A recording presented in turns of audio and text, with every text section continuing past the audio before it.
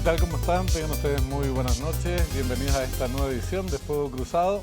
Hoy con dos temas actuales y de mucha relevancia. Por un lado, IPS, tiene que ver con la noticia que nos sorprendió a todos y nos generó malestar, disgusto, el pedido del Ministerio Público de 3 fiscales solicitando al juzgado que se desestime una investigación, una causa contra el expresidente Bataglia y consejeros que formaban parte del Consejo de Administración durante su presidencia. ¿Qué impactos tiene esto? ¿Qué posibilidades hay de que el juzgado dé curso o no? ¿Qué pasaría si da curso y se desestima esta causa? Estamos hablando de una denuncia que fue formulada en su momento por la Contraloría General de la República y hablaba de faltantes de montos verdaderamente millonarios que no estaban respaldados por documentos, balances, cuestiones técnicas, consideraciones que vamos a hablar enseguida. Y después, en el segundo bloque, otro tema de mucha importancia también, que es esta ley que cuenta ya con media sanción de la Cámara de Senadores, por la cual se crea el Registro Unificado Nacional, que fusiona varios entes públicos, registros públicos, el tema de catastro y geodesia. También hay polémicas al respecto de otras características, pero es un tema que tiene que discutirse ya como antesala al tratamiento próximo en Cámara de Diputados. Arrancamos con la primera parte. Instituto de Previsión Social, este pedido de desestimación de la denuncia que había formulado la Contraloría General de la República. Para ello tenemos la presencia en nuestros estudios de la directora Alicia Olazar, a quien ya le saludamos, le damos la bienvenida. Ella es directora de auditoría del IPS. ¿Qué tal, Alicia? ¿Cómo estás? Buenos días y a toda la teleaudiencia. Muchas gracias por estar con nosotros. También el director jurídico de la Previsional, el doctor José González. ¿Qué tal, José? ¿Cómo estás? ¿Qué tal, don Benjamín?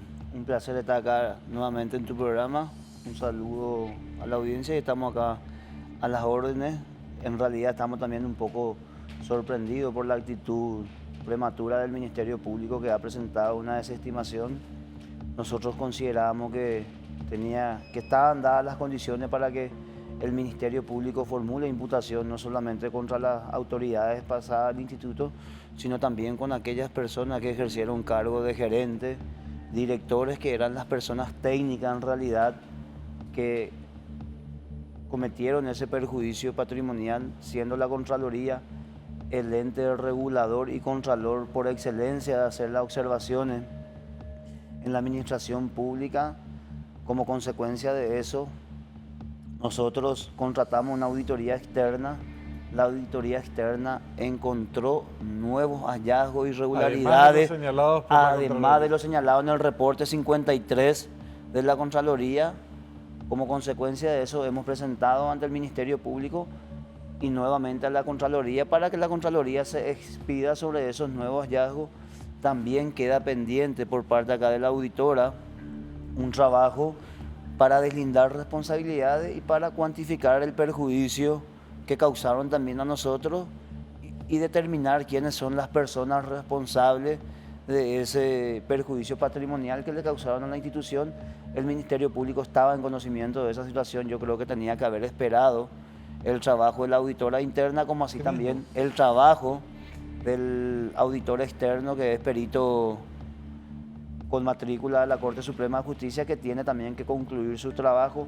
Nosotros, cuando recibimos los tres reportes de la Contraloría que estaban cajoneados de la anterior administración, lo primero que hicimos fue poner a conocimiento de la Fiscalía, así también el Contralor ha puesto a conocimiento, como así también determinados senadores habían denunciado en su momento, y abrimos varias investigaciones. Una de las investigaciones que también se abrió es de lo que se pagó con el fideicomiso. ¿Qué se hizo? ¿Se hicieron la obra o no se hicieron la obra? El día de ayer hemos presentado ante el Ministerio Público 2 informes de acá la auditora, que ella te va a poder explicar mejor, donde ella encuentra hechos relevantes de obras que se pagaron y que no están evidenciadas. Hay una cuestión que me parece importante señalar como punto de partida también de esta charla, aunque resulta una obviedad, no está de más hacer énfasis en esto. No es un conflicto entre particulares. De hecho, el Ministerio Público igual tiene que obrar con justicia por más que sea un conflicto menor. Pero estamos hablando del tema de una entidad que representa intereses de cientos de miles de paraguayos y de un presunto daño patrimonial, y lo de presunto es porque, bueno, no es una cosa juzgada, pero según la denuncia de Contraloría es una denuncia que en su momento fue calificada por la propia Contraloría como emblemática por el nivel de irregularidades al que se habían detectado, más de 1 billón de guaraníes, es lo que decía la Contraloría, que no contaba con documentos respaldatorios. Y recién mencionaba el director jurídico, Alicia, que en la auditoría que se está llevando adelante y que misteriosamente la Fiscalía no esperó a que concluya, también surgieron nuevas irregularidades. ¿Qué nos puedes decir sobre eso? Bueno, con respecto al pedido, al requerimiento de desestimación que presentó el Ministerio Público, el mismo contiene 5 observaciones de 2 informes de la Contraloría. Y hay que aclarar acá que hay varios informes de la Contraloría, son como 4 informes que contienen diferentes hallazgos. Este requerimiento de desestimación contiene 5 puntos que hablan sobre diferencias en saldo presupuestario, diferencias entre registraciones, estado de resultados y el registro mayor. En principio, estas observaciones podrían también corresponder a cuestiones administrativas. Entiendo que con respecto a algunos puntos, la Fiscalía entendió de que estas observaciones corresponderían a diferencias administrativas y no a hechos punibles. Pero, ¿qué pasa? Hay un informe que está pendiente de la auditoría interna con respecto a uno de los puntos, que trata sobre los préstamos adquiridos por el IPS a través de la ley 7037. Es la ley Samaniego, ¿verdad? Líneas de crédito sindicadas. Bueno, ese es un trabajo que está pendiente a cargo de la auditoría interna, como ya lo dijo acá el doctor José González. También se solicitó el concurso de un perito contable para que realice ese trabajo de verificación. Ese es el trabajo que está pendiente por parte de la auditoría interna, y en realidad considero también que el Ministerio Público debería esperar el resultado de esa auditoría para presentar ese requerimiento de desestimación. ¿En qué tiempo crees que va a concluir esa auditoría? Y más o menos en 30 días estaría concluida. ¿Se puede ya hablar de algunos de irregularidades identificadas y de la cuantificación de lo que representa eso en dinero? De momento no. Prefiero mantener la prudencia en ese sentido también. El trabajo que hacemos de auditoría es investigativo y está sujeto también al descargo de las áreas. Pero sobre el punto yo sí te puedo comentar, porque el Consejo de Administración le autorizó el Consejo de Administración autorizó a que se haga un crédito por 50.000 millones. Sin embargo, el crédito que se quitó fue por 65.000 millones. La ley establece un margen que vos no podés sobrepasar el 5% de tu presupuesto. Según los informes de la gerencia financiera, se sobrepasaron esos límites. Ahí luego ya hay un perjuicio patrimonial por haber quitado un préstamo mayor al autorizado. Independientemente de su aplicación. Superaron el 5%, tenían que tener identificado qué se pagó, si lo que se pagó era dentro del programa 2, eso no está en el dictamen del Ministerio Público. Y cuando la Contraloría General de la República te está haciendo observaciones concluyentes, una auditoría externa, por peores cosas el Ministerio Público presenta imputación sin tener elementos de pruebas convincentes, porque el código te exige solamente indicios. Ellos tenían todos los requisitos para presentar imputación en contra de esas autoridades. Acá tiene que haber un castigo, Benjamín, porque si no hay un castigo, el que administra la cosa pública va a seguir cometiendo hechos punibles. El ser humano tiene que saber que su conducta va a tener una consecuencia cuando se desvía del camino. Nosotros necesitamos que haya un castigo, hay un antes y un después en IPS donde nunca se denuncia. No, en IPS siempre se hizo así, en IPS siempre así nomás te dicen. Entonces no, hay que erradicar el pensamiento Fíjate, los números nomás que estabas diciendo, hacía cálculos rápidos. 50.000 millones, ¿verdad? Sí. Podía solicitar hasta 2.500 millones más, 5%. Y solicitó el 30% más. No, hasta 50.000 millones nomás podía solicitar, Ajá. más de eso no.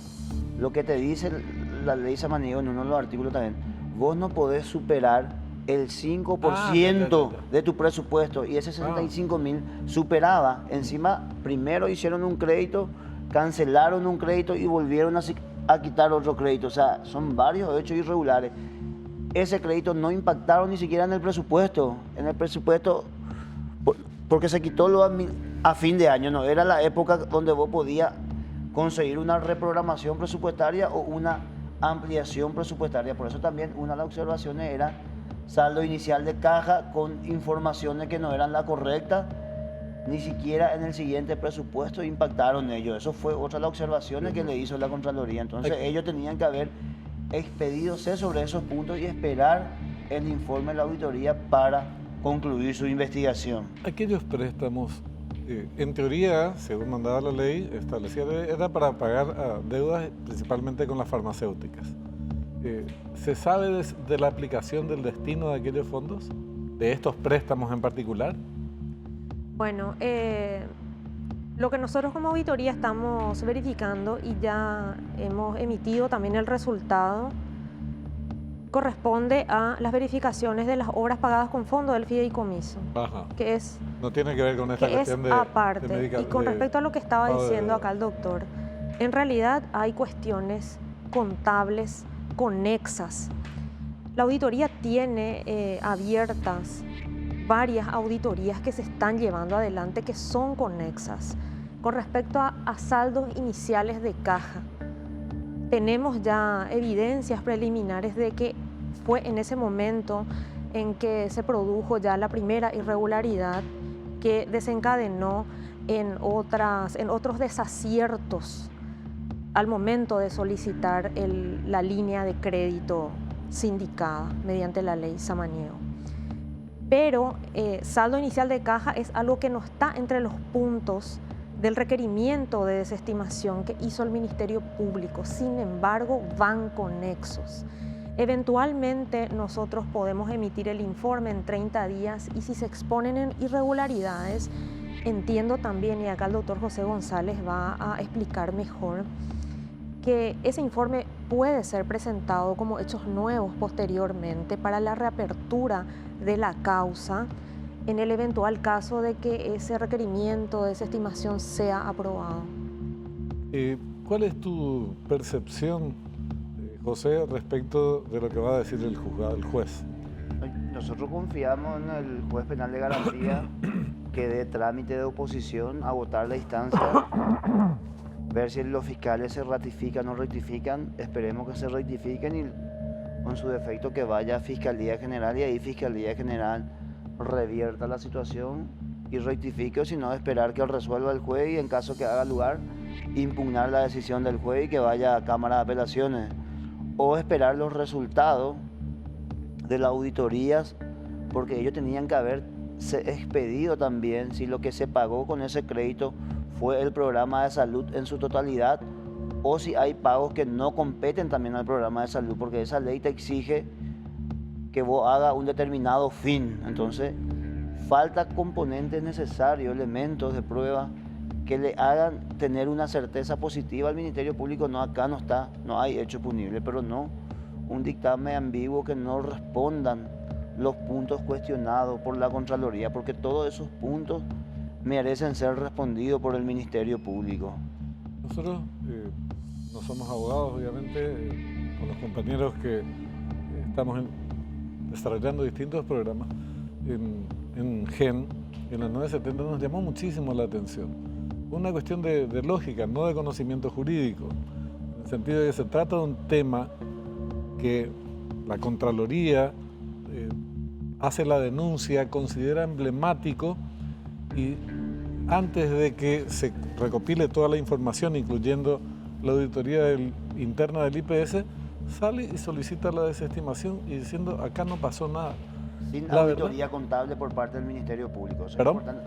sin una auditoría contable por parte de ellos que les lleve a esa conclusión. una Porque conclusión. ellos tenían que haber, ellos tienen peritos auditores, tienen peritos contables, ni siquiera eso hizo como diligencia el Ministerio Público para concluir que no hubo perjuicio patrimonial.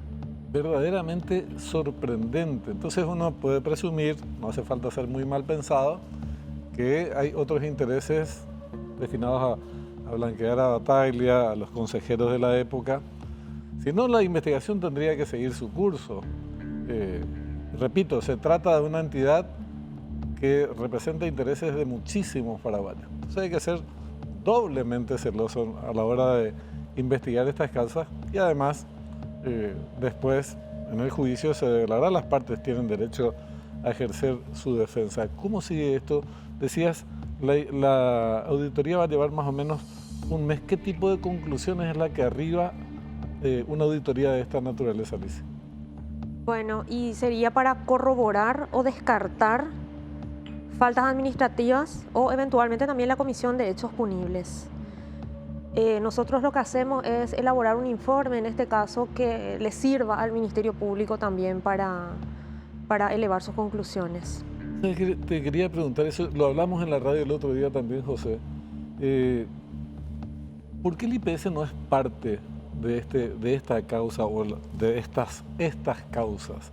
¿No tendría que ser parte, no sé, denunciante, querellante, no sé cuál es el término jurídico? En realidad somos víctimas por el perjuicio patrimonial que se está causando a la institución. Nosotros estábamos esperando que el Ministerio Público presente imputación para luego ahí intervenir como querella.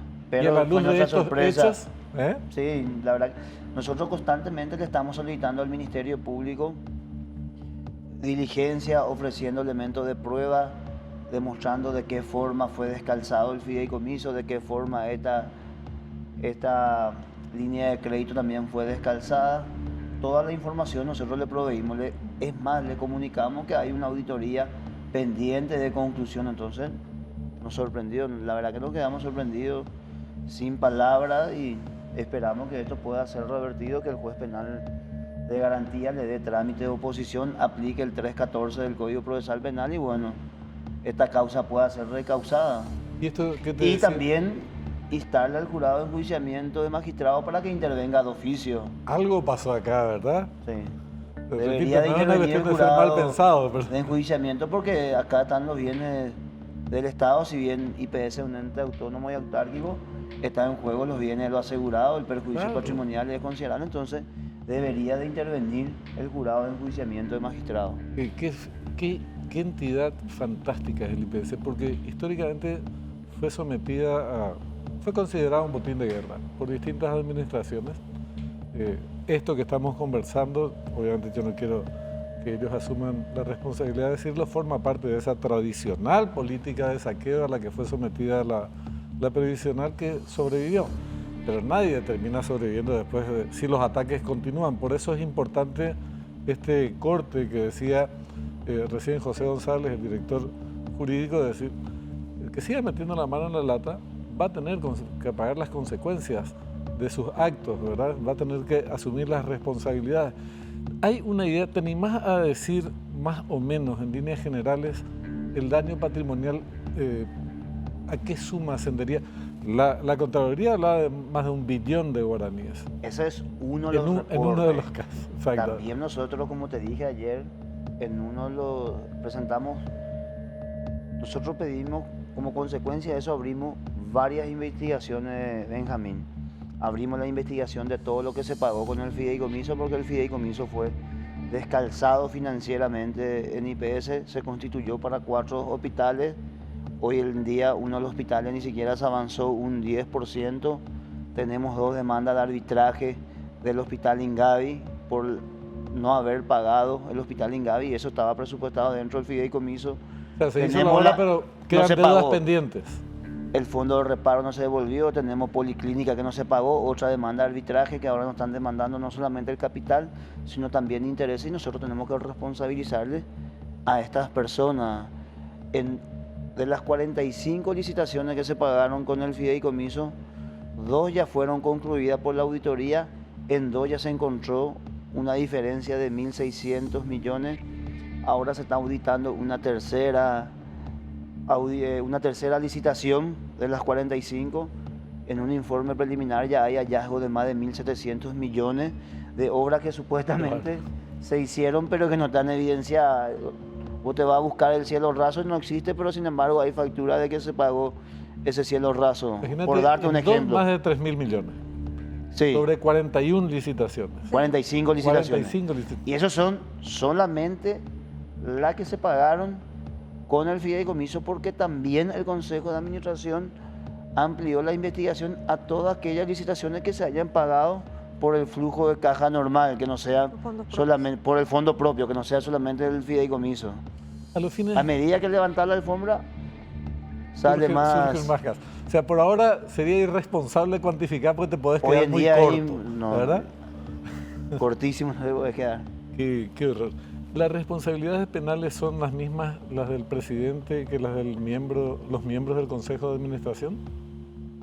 Y hay que ver cada caso. Por ejemplo, hay la responsabilidad del fiscal de obra, del gerente de abastecimiento, del director de mantenimiento, el director de infraestructura, el gerente financiero, de acuerdo al tema, porque estamos hablando de saldo inicial de caja que no presupuestaste, de obra que pagaste. Hay un administrador del contrato, el que emite la orden del pago, el que certifica que supuestamente la obra se hizo. Está también el proveedor, el contratista que supuestamente hizo una obra que no hizo y recibió un pago por algo que no hizo. O sea, acá hay una red gigantesca de corrupción en caso de corroborarse todos los informes de auditoría. Claro. Esta auditoría que concluye en 30 días más o menos, ¿sería parte de otras actividades también que otros casos que se seguirían evaluando o aquí terminaría por el momento tu labor? Sí, corresponden a causas abiertas que tiene a su cargo el Ministerio Público, líneas de créditos indicadas, su utilización, saldo inicial de caja, como ya lo dije, son cuestiones conexas. Por eso vuelvo a repetir, en realidad con respecto a ese punto del requerimiento de desestimación, considero que se podría esperar, se debería esperar las resultas de la auditoría interna. Vos me decías, ¿verdad? Recién decías que la Fiscalía tendría que haber hecho su propia auditoría, ¿o cuál es el término que utilizaste? No, su auditoría es contable, ellos tienen su... O sea, ¿cómo llegar a la conclusión forense que llegó claro, sin haber ¿cómo hecho llegar eso? si no hay un perjuicio, si no tenés una auditoría contable, un perito contable? O sea, tienen los elementos necesarios para llevar una investigación como corresponde, por lo menos. Bueno, en base a este informe técnico, yo concluyo que no existe perjuicio patrimonial o no existe tal cosa, pero no existe eso. Bueno, ustedes constataron también lo de la Contraloría, las denuncias de la Contraloría en su momento. Digo porque el Contralor General de la República, la Contraloría como institución, además de calificar este caso como emblemático, viene de tener un respaldo institucional muy importante en el país, creándose, inclusive avanzándose hacia una legislación en donde se le da mayores facultades, otras instituciones que forman parte son absorbidas por la Contraloría para fortalecer sus tareas de investigación y cosas por el estilo. Es una institución muy respetada, digo. Y sin embargo, que lo que le dice la Fiscalía, mentiste, tu denuncia no sirve para nada. ¿Ustedes constataron esas denuncias, aunque supongo que es pan de cada día para la gente, los directivos del IPS? Bueno, al hablar de diferencias presupuestarias, de buenas a primeras no siempre constituye la Comisión de Hechos Punibles. Muchas veces al revisar los registros contables, constatamos de que corresponden a diferencias solamente de registraciones, lo cual no quiere decir que el dinero no esté. Digo mal, rápido y fácil. Entonces es eso lo que nosotros volvemos a verificar. Claro. Director, para cerrar, entonces los próximos pasos del IPS, ¿cuáles serían? Y ahora esperar que el juez penal de garantía le dé trámite de oposición. No hay plazo, me decías, para esto, ¿verdad? Y puede durar 1 o 2 semanas, 1 mes, 2 meses, de acuerdo a la recarga del trabajo que tenga el juzgado. Y eventualmente, si no le da trámite de oposición, ver la forma de impugnar su decisión y recurrir y esperar también los resultados de la auditoría, porque una vez que estén los resultados, nosotros también podemos solicitar la reapertura de la causa por existir hechos nuevos que hacen a la investigación. Sería vergonzoso realmente. Yo les agradezco mucho a ambos la presencia hoy. Alicia, muchas gracias. José, también Cuando vamos a guste. seguir molestándoles Sí, siempre. A las en el órdenes. curso de los próximos días. Todos tenemos que seguir con mucha atención este tema, con muchísima atención. Son, como decía, cientos de miles de paraguayos los que estamos involucrados directamente y más de cientos de miles. Los que reciben los servicios del IPS, el universo en total representa más de 1,5 millones, 1.600.000 paraguayos. Creo que entre los directos e indirectamente estamos vinculados al IPS. Así es que vamos a seguir atentos. Muchas gracias. Hacemos una breve pausa. Enseguida volvemos con el tema del Registro Unificado Nacional.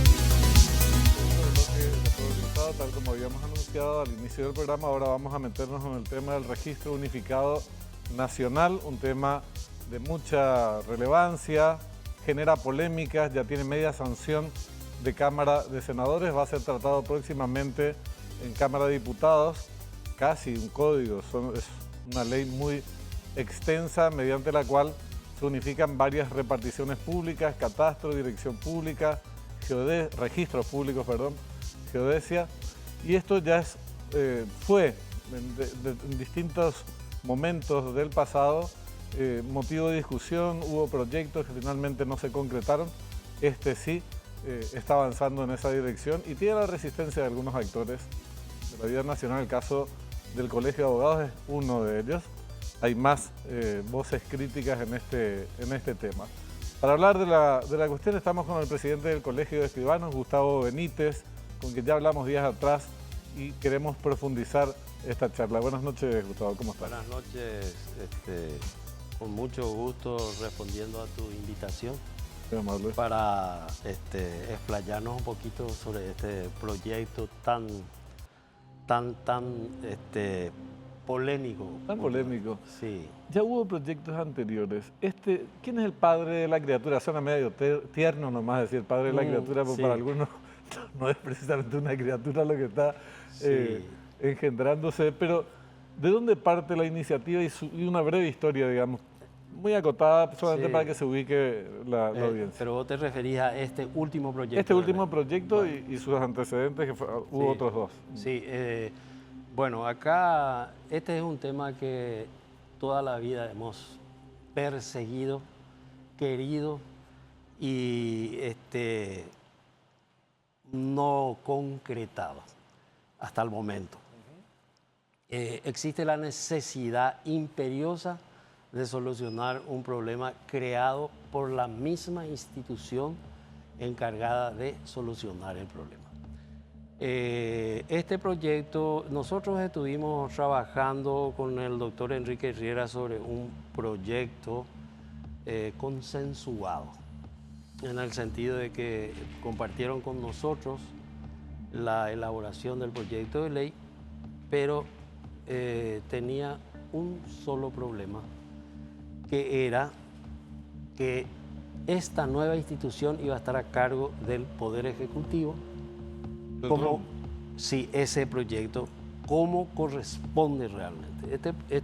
Esta ley no puede estar bajo la dirección y administración del Poder Judicial porque se crean una cantidad de problemas, especialmente de índole de justicia, diríamos, porque necesariamente recurrir a la justicia sería recurrir al responsable de la injusticia, Claro. que sería la Corte Suprema de Justicia. Entonces, diríamos desde ese punto de vista, esto no puede estar bajo la dirección y administración de la Corte. Entonces, todos los otros proyectos de INACARE, SINACARE, tenía ese tema.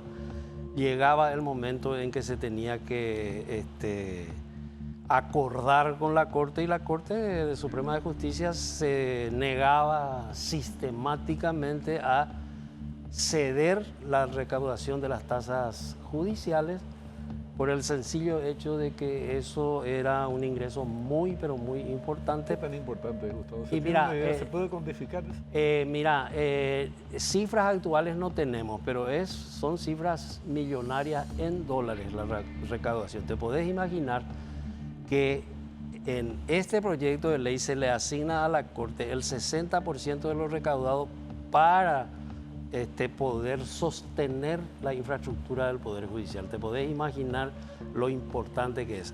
Cifras exactas no tenemos, pero de años anteriores sí teníamos. Ahora esa información es inaccesible. Acá los diferentes proyectos no salieron por el solo hecho de que el Poder Ejecutivo era el que iba a dirigir y administrar, como es la tendencia a nivel mundial. No existe en ningún país del mundo que el Poder Judicial se ocupe de este tipo de cosas en desmedro de impartir justicia. Eso es algo que hay que entender muy bien. Nuestro Poder Judicial está muy deteriorado. Yo diríamos que dependo, yo soy auxiliar de justicia en mi calidad de notario público, pero hay que reconocer que el Poder Judicial goza de una pésima fama. Y con el manejo de esta cuestión, yo creo que va a repercutir negativamente en la performance del Poder Judicial. Entonces es el hecho de que la nueva institución que fusiona las reparticiones antes mencionadas, aunque dicen que es una fusión relativa, que en realidad es más formal que otra cosa, después vamos a entrar en eso, Sí. es que depende del Poder Judicial. También nos decías, y esto aparece en las exposiciones que hacen otros escribanos, que la unificación de estas reparticiones tendría que ser un paso posterior a la solución, al menos parcial, de los problemas que hoy tienen, tanto registros públicos como sobre todo catastro. Si no, lo que se hace al juntar estas reparticiones es crear un problema más grande. Sí, ¿verdad? señor. Entonces, ¿esto es así? Es correcto, y por una sencilla razón. Como primero se tiene que recaudar la plata para destinar a la modernización de esta nueva institución, va a pasar un año para juntar los fondos como para poder contratar todo lo que sea informático. Puede ser, ojalá que así sea, de que cuando tengamos la tecnología de punta, esto empiece a funcionar, porque ahí realmente va a ser posible la fusión del que se habla o de la que se habla. El tema actual es una fusión de nombre. Cada institución va a continuar operando como lo hizo siempre y con el perjuicio de que nosotros vamos a seguir sufriendo las mismas penurias y en desmedro del buen nombre del proyecto, porque la intención en sí es buena. Nosotros no estamos en contra de que se creen este tipo de instituciones, estamos en contra de que, a pesar de haberse creado, los problemas van a continuar. Sabes que justamente quería retomar lo que charlábamos días atrás en 12.8, en GEN, acerca de los problemas de cada una de las instituciones que se van a integrar, en teoría, en el nuevo registro unificado nacional. Entonces, ¿cuáles son las características de estos problemas? En el caso del catastro, a lo mejor fue una exageración, pero si no es así, estaría cerca. Lo que charlábamos la vez anterior cuando yo decía, en Paraguay está en entredicho la propiedad privada, la tenencia de la tierra, sobre todo a nivel rural, la propiedad en sí, no debería ser objeto de discusión. No tendría que ser objeto de discusión, mismo. Pero es objeto de discusión. Sí, señor. Y si sumamos todos los títulos, siempre se dice que la extensión territorial del Paraguay sería bastante mayor. Sí. Casi recuperaríamos parte de lo que perdimos en la guerra de la Triple Alianza. Sí. Pero eso es porque hay títulos superpuestos y cosas por el estilo. No, es difícil de mencionar, cuantificar cuánto es exactamente, pero evidentemente es un problema. Entonces, catastro. ¿Cuál es la dificultad de avanzar o cuáles son los intereses que impiden avanzar hacia un catastro que ponga blanco sobre negro, que diga usted es propietario, usted no, señor, usted ocupa indebidamente esta propiedad, o ocupa, es propietario, pero la operación que dio lugar a su propiedad es nula, en consecuencia no es su propiedad. ¿Por qué no podemos? Son intereses muy poderosos los que están en juego. Sí, resulta que ahí hay un problema técnico fundamentalmente, que es el no tener la red geodésica nacional, que no permite el catastro nacional. El catastro nacional, para que la gente entienda, el mapa del Paraguay, diríamos como una, ¿cómo se llama estos juegos que uno va metiendo los pedacitos y... rompecabezas. Como un rompecabezas, donde se van insertando los diferentes inmuebles. Actualmente, como no tenemos esa red geodésica, es imposible tirar una línea georreferenciada con exactitud para que llegara hasta el lugar donde está el inmueble en la tierra, en la realidad, e insertar ahí su plano georreferenciado. Los planos georreferenciados que hoy se hacen es algo aproximado, no es algo exacto, justamente por carecer, ¿verdad?, de la base de todo esto. Lógicamente, ninguno, ni el título ni el plano georreferenciado que actualmente se elabora coincide con lo que existe en la Tierra. En la Tierra no hay ningún problema en la mayoría de los casos. Entonces el problema que se crea cuando uno baja de acuerdo al informe pericial del título, que contiene errores porque fueron medidos con otros instrumentos inexactos, entonces no responde a la realidad, se crea un problema ficticio porque se superponen gráficamente, pero en la realidad no es tal cosa. Entonces hace que nos pongan notas, observaciones a nuestro certificado catastral diciendo se superpone con el inmueble con padrón número tal.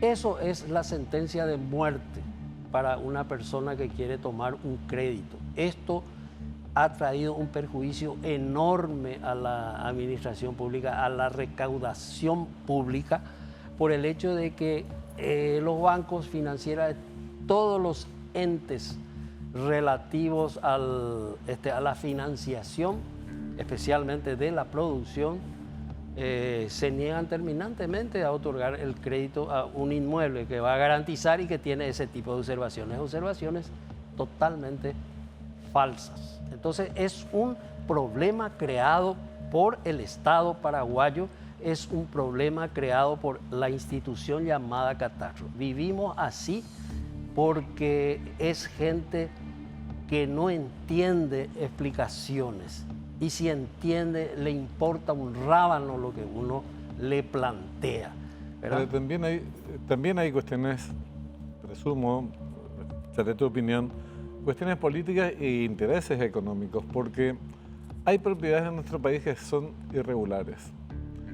Si nos remontamos a la época del estronismo, una etapa en donde se manejaba todo con absoluta, digamos, arbitrariedad, discrecionalidad por parte del poder dictatorial, y la camarilla de Stroessner fue beneficiada con muchas tierras, con propiedades muy extensas, tanto la militar, generales, coroneles, como también civiles, que estaban próximos al dictador, ¿no verdad? Al poder. Obviamente no eran sujetos de la reforma agraria. Sin embargo, a través del IBR se le otorgaban propiedades de 5 o 7 mil hectáreas y compañía. Esas propiedades, después de la caída de la dictadura, ya fueron, por el tiempo mismo que transcurrió entonces, a años más próximos, ya fueron transferidas, no fueron transferidas, fueron objeto de herencia. Sus herederos ya están al frente de esas propiedades y algunas fueron incluso transferidas. Yo no me quiero desviar mucho en estas consideraciones políticas, históricas, pero evidentemente hacer un catastro en forma va a traer nuevamente al presente problemas bastante peleagudos, graves. Sí, señor. Propietarios que no son propietarios, por ejemplo. Sí. Pero al Estado le permitiría recuperar tierras que eran suyas y que fueron rifadas en su momento, de manera ilícita y destinarlas a los fines que deben ser destinadas. ¿Este tema vos crees que también es uno de los factores que pudo contribuir para que no avancemos hacia un catastro más transparente? Yo creo que sí. No es el único motivo probablemente, pero es algo que tiene su importancia en esta cuestión, porque implicaría remover una serie de problemas gravísimos, cosa que no te quiero pinchar el globo, yo no creo que ocurra. No me pinchas nada, lo tengo bien asumido. Este tema lo hemos planteado 250 millones de veces, Sí. Jamás prosperó 1 milímetro, Sí. ¿verdad? Sin embargo, ahora a la luz de esta ley, el catastro es un punto de partida demasiado importante para todo lo que se va edificando con posterioridad sobre esa base, digamos, Sí, ¿verdad? sí. Entonces, yo no descarto, por lo menos para los fines de la discusión legislativa, Sí. me parecería muy útil que se proponga decirle, está bien, bueno, se va a unificar, va a surgir el RUM, pero se le da un plazo para que haga un catastro como tiene que hacer, porque eso también tiene que ver no solamente con nuestra historia, con nuestro presente y futuro en materia de seguridad jurídica.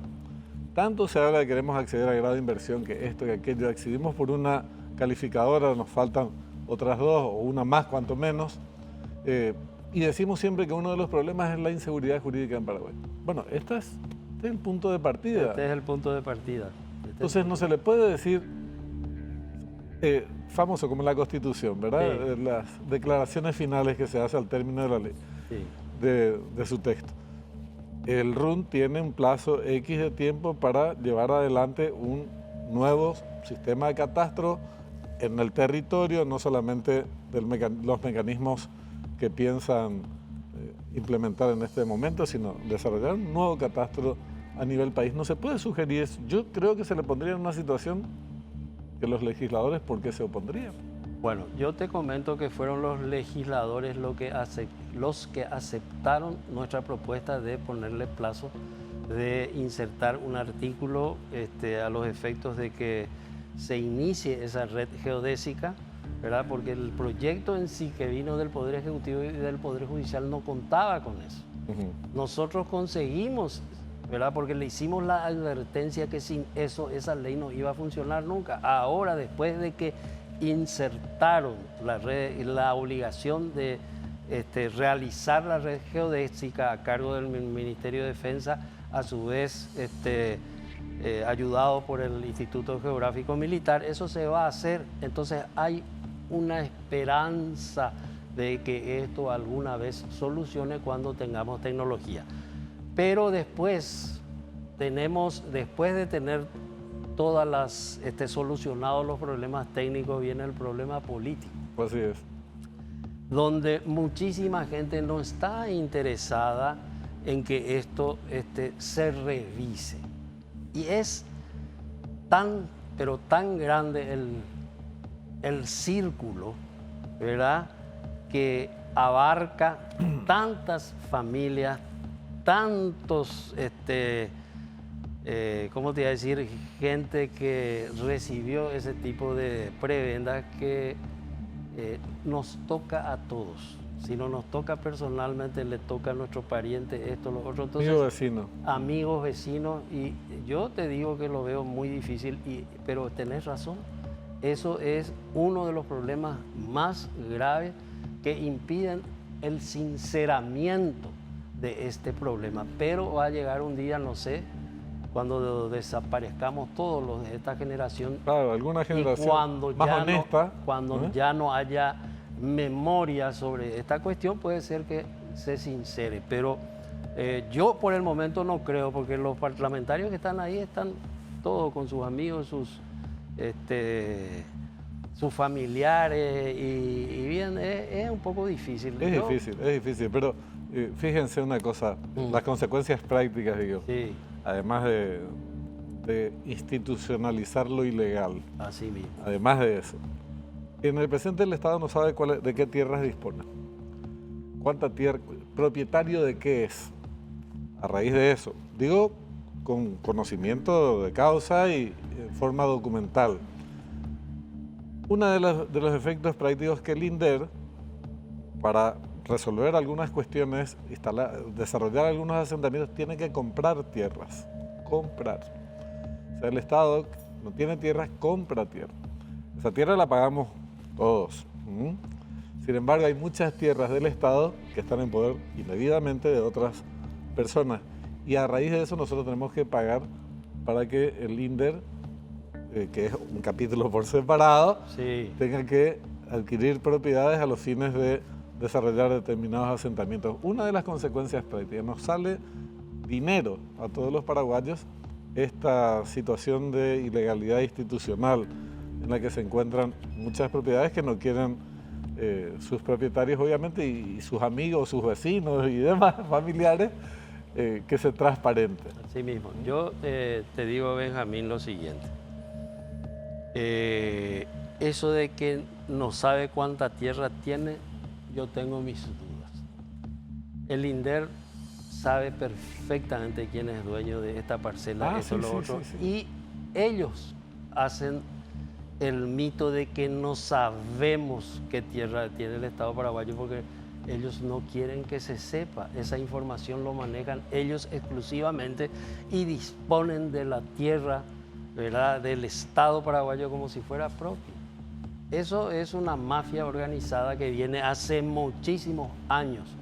El INDER, que en su momento fue el IRA, Instituto de Reforma Agraria. De Reforma Agraria, Después, IBR. se podría considerar como una conquista desde el punto de vista social en su momento, Sí, porque otorgaba tierras, hasta si se quiere gratuitas a los campesinos. Roberto L. Petit era, me parece, su presidente. Sí, creo que sí. Roberto L. Petit era uno de los que estuvo propulsando. El IRA fue una conquista social que a lo largo de los años se fue desvirtuando. Absolutamente. Los campesinos pasaron al último lugar y entraron los actores políticos a saquear esa institución. Lamento en el alma, pero fue así. Y hoy por hoy continúa la corrupción en esa institución. Nosotros que hicimos el plan de este programa era que ahí estuviera sentado el presidente del INDER, también, ¿verdad? Y la directora de Registros Públicos. Ni uno ni el otro accedieron a conversar. El de Catastro tampoco, dice que no tienen autorización del Poder Ejecutivo para hablar.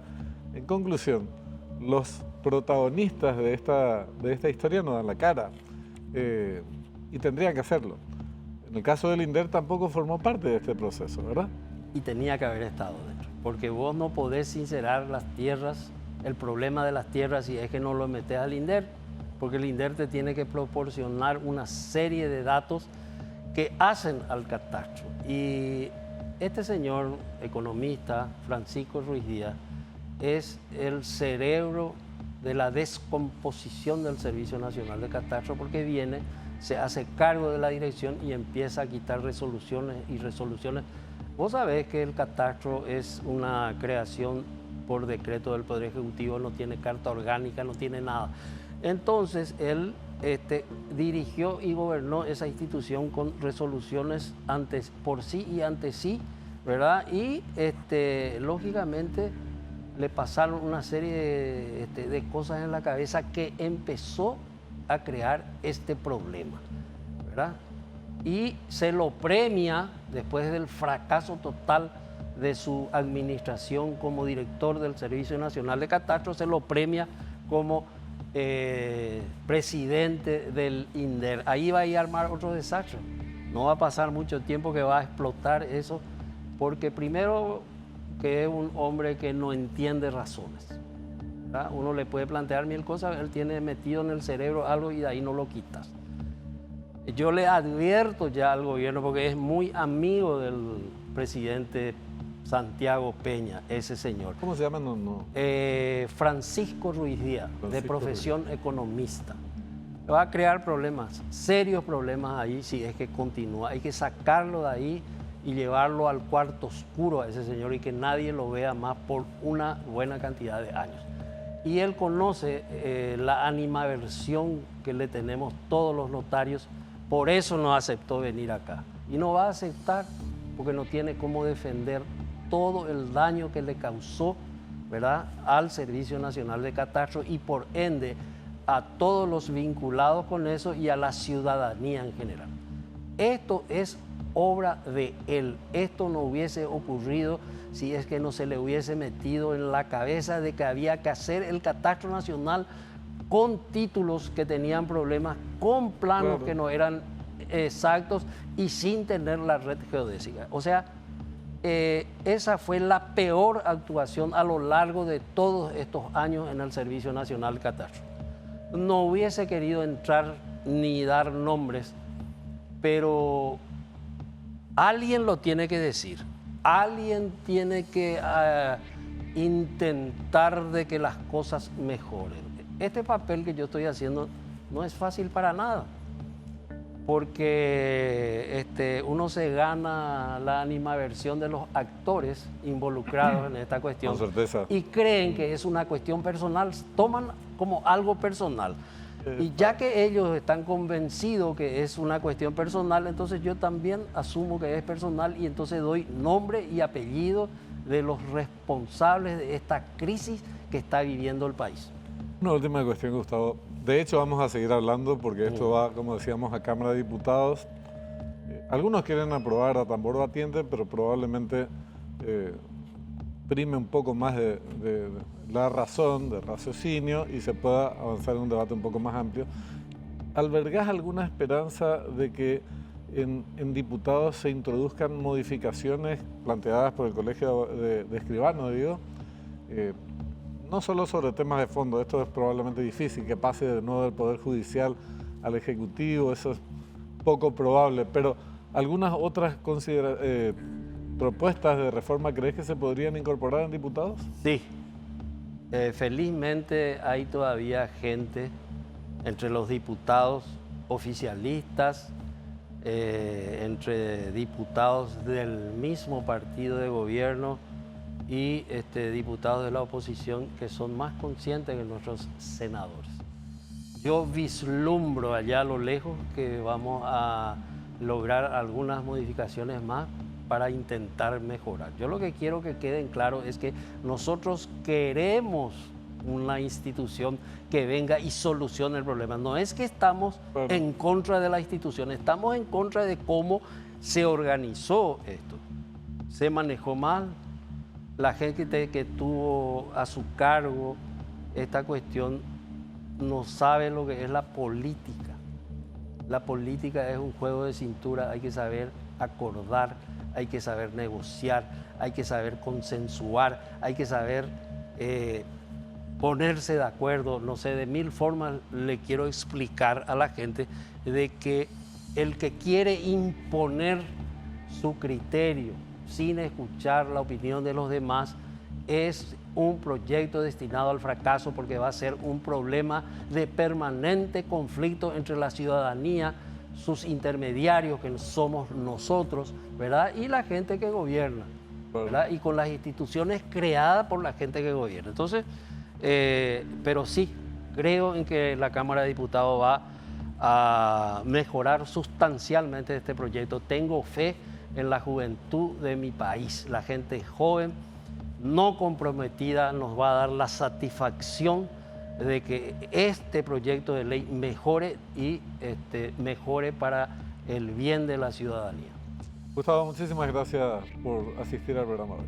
Gracias a vos, Benjamín, y espero volver en la brevedad posible. Hace falta espacios para expresarse, para comentar y, en fin. Esa es la idea. Esa es la idea. Gracias. Gracias a vos. Gustavo Benítez, presidente del Colegio de Escribanos. Nosotros estamos cerrando el programa. Antes, te quiero recomendar que para eso que tanto querés, Basa te ofrece préstamos personales con cuotas de solo 35.000 guaraníes por millón y un plazo de 48 cuotas.